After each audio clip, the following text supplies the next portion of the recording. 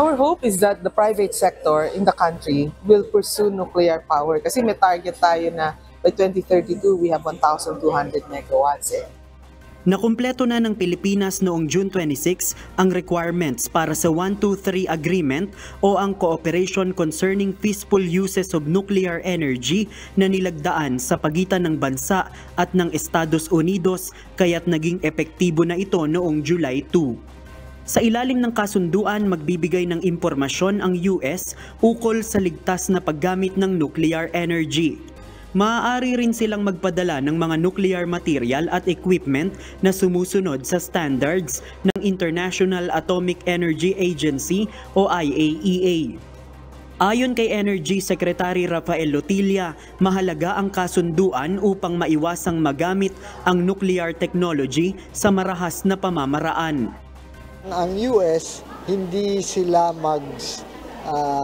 mag-share ng knowledge na ito kung hindi sila sigurado sa mga control measures.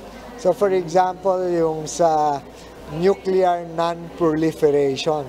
Kasi nga, may posibilidad na yung teknolohiya ay gagamitin para sa pag-produce ng weapon. Sa pagtaya ng Department of Energy, posibleng maging commercially available ang nuclear energy sa bansa pagdating ng 2029 o 2030. Right now, the best estimates would be in the late 20s or the early 30s bago ito magiging commercially available. Ang ginagawa lang natin is to make sure that the government and the country as a whole will be prepared to make the decision and to implement that decision. Umaasa ang DOE na susuportahan ng pribadong sektor ang pagtatayo ng mga nuclear power plants sa bansa. Ang pribadong sektor ang mag-aaral kung saan pwedeng ilagay ang mga nuclear power plant.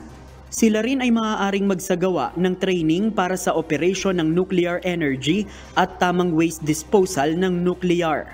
Pero sa ngayon, wala pa umanong private sector ang formal na lumapit sa ahensya na nagsasabing interesado sila sa pagtatayo ng nuclear power plant.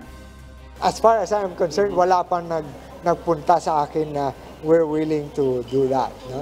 But I have heard that some communities are willing. Any technology carries risks. And therefore, the thing to do is to minimize and to manage, to control those sources of risks. Habang wala pang nuclear energy sa bansa, hinihikayat ng Energy Department ang publiko at ang mga ahensya ng gobyerno na mag-invest sa iba pang renewable sources of energy kagaya ng solar energy at wind energy upang mabawasan ang konsumo ng coal na siyang nagdudulot ng polusyon sa hangin. JP Nunez, UNTV, News and Rescue. Diyos ang aming sandigan, serbisyo publiko ang aming pinahahalagahan.